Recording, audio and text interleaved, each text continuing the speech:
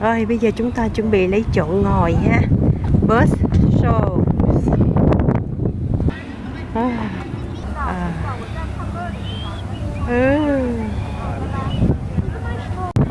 Well, hello everybody! Hello! Hi! Welcome to Taronga's Free Flight Birds. My name is Jack and I'm Georgia, and we'd like to begin by acknowledging the traditional custodians of the land, the Camaraderie. For tens of thousands of years, First Nations people have understood the balance between the land and its wildlife. And here at Taronga, we feel very honoured to try to follow in these footsteps as shared custodians for the wild. That's right, Jax. And no matter where you're from or where you live, every day there are opportunities to connect with and see remarkable birds that really are all around us.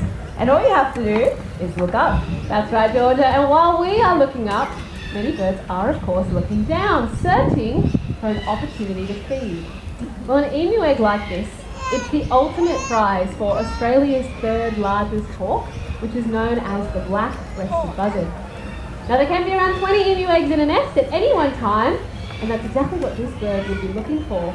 They'd be fiercely protected by the male emu, and any eggs that don't hatch, well, that is ripe for the picking.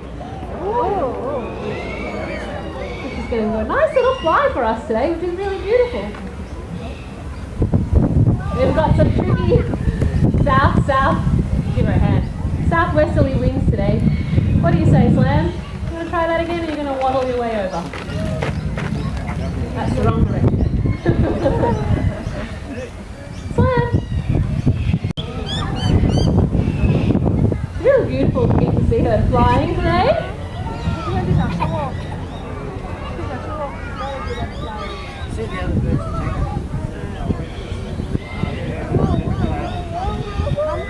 What do you say, Slam?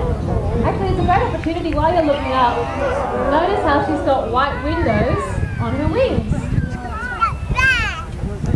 That is a key difference between her and probably the most famous species of hawk that we have here in Australia. Of course, our wedge-tailed eagle. Otherwise, they can often be confused. What do you say, Slam? Going to come down to your egg?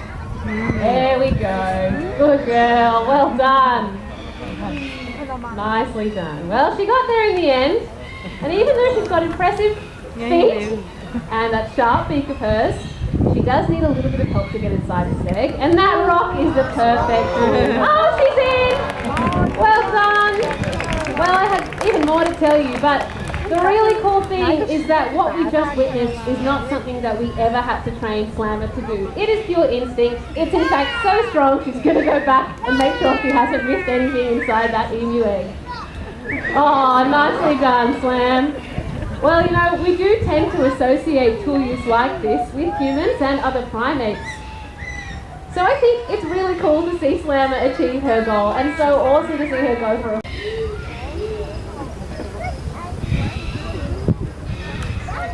Now, the black-breasted buzzard is certainly a bird that you'll find out and about hunting during the day.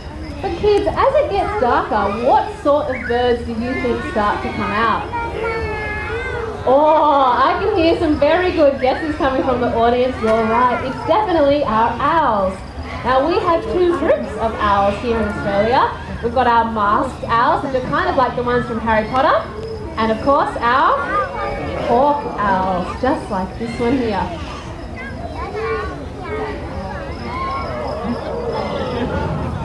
Ever get that feeling that you're being watched? Owls are everywhere.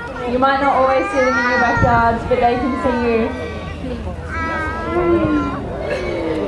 Whether that's out in the country or even right here in the city.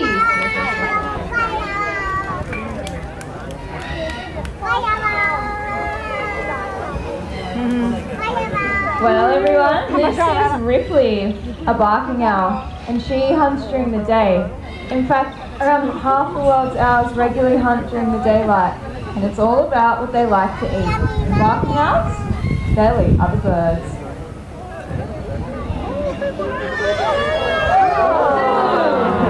And using her powerful beak, Ripley can take down prey that is even larger than herself. I think it's pretty impressive hunting.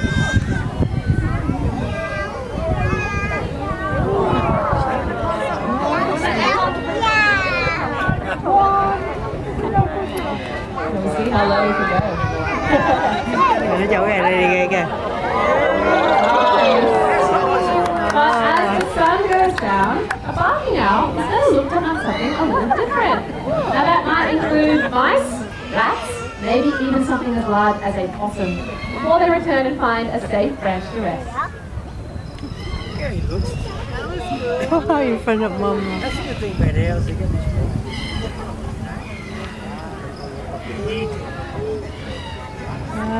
Problems for our native wildlife, often taking young birds and eggs straight from the nest, so it's really great to have owls restoring the balance. And I will let you in on a bit of a secret that we have here at the zoo. We used to have quite a bad rat problem. They'd be running around all over the place.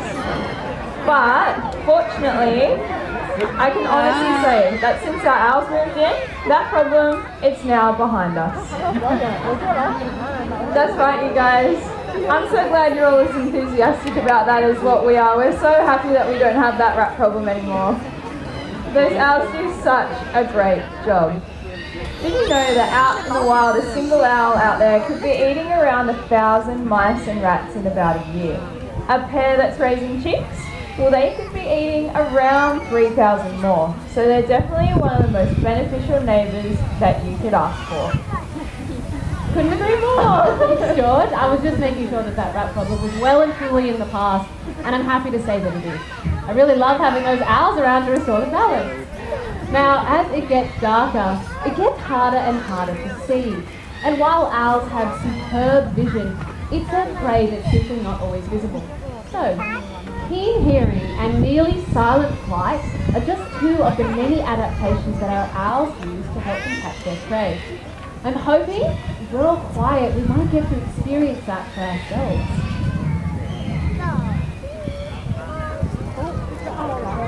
Did you hear anything?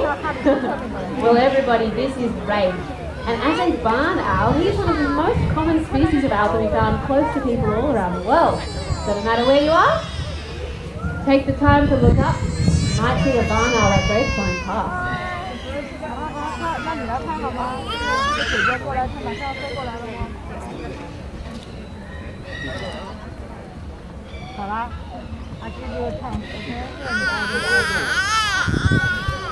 Many cultures have regarded owls with fascination and awe, often seeing them as symbols of wisdom, as messengers, and even to have the power of prophecy.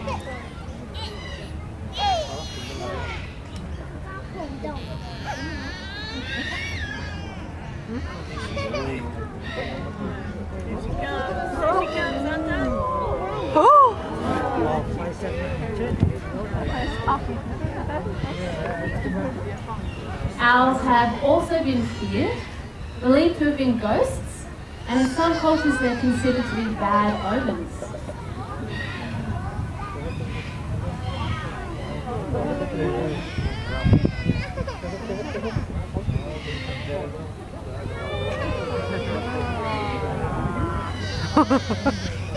But no matter your belief, owls have undoubtedly had one of the longest connections to culture all around the world.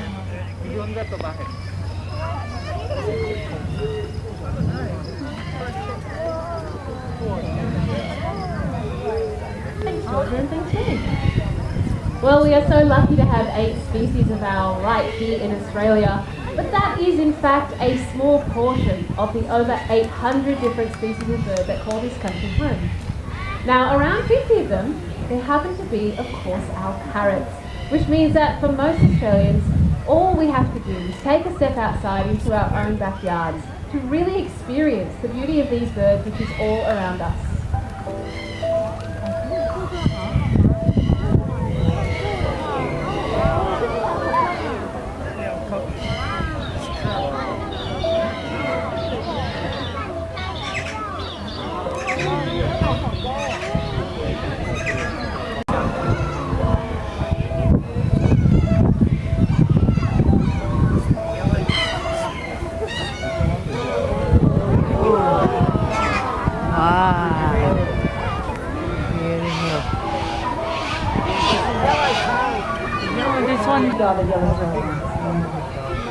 Hả? Wow, con tới bớt kìa. Oh.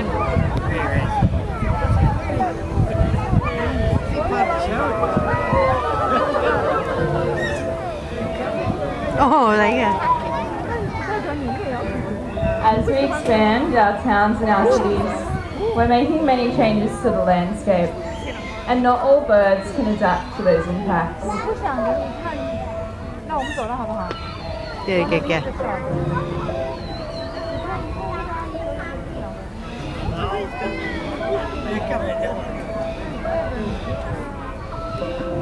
And many birds, just like Geary here, he's a red-tailed black cockatoo. They live in tree hollows, and it provides them with a secure home. And with that, a place to nest and to thrive.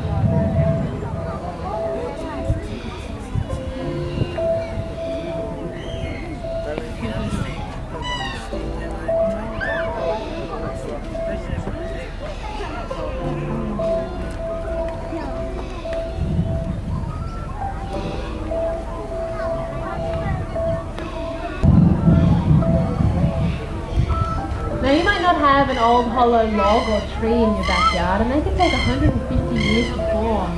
But it's okay, you can provide an artificial one in the form of a nest box, just like the green and white one you can see on our speaker pole.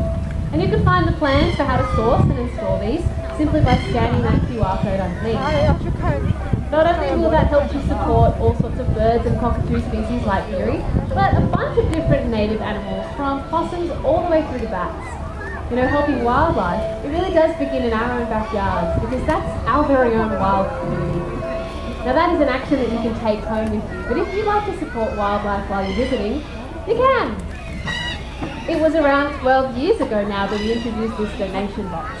And in that time, with your support, this one box has raised close to $500,000, which is truly an outstanding effort. And that's gone towards conservation projects both abroad and in Australia. For around 20 years, we've been working closely with this bird pictured on the front, the regent honeyeater. Now this is an important pollinator that you used to find on the east coast of Australia in the flocks of tens of thousands. But sadly, today it's estimated that there's anywhere between 300 to 500 left. Now every year, Taronga is breeding and releasing these birds back into the wild, but we're also out there planting thousands of native trees so that there is a home and a wild for them to return to. So if that's something you'd like to help out with, please head on down to the end of the presentation. You can donate via cash or you can scan that QR code. And if you would like to see the regent honeyeater while you're visiting, head on over to the Blue Mountains Bushwalk Aviary. And there you'll find a number of the individuals who are directly involved in helping to bring their own species back right from the brink of extinction. That's right, Jax. And because it truly is with all your support that we see a bright future, where the skies and your backyards are filled with birds. And it all starts by simply looking up. Well, thank you so much for joining us here at Free Flight Birds this afternoon. We hope you enjoy the rest of your day at Taronga Zoo, and we can't wait to see you next time. Awesome. Thanks for watching and being my movie star.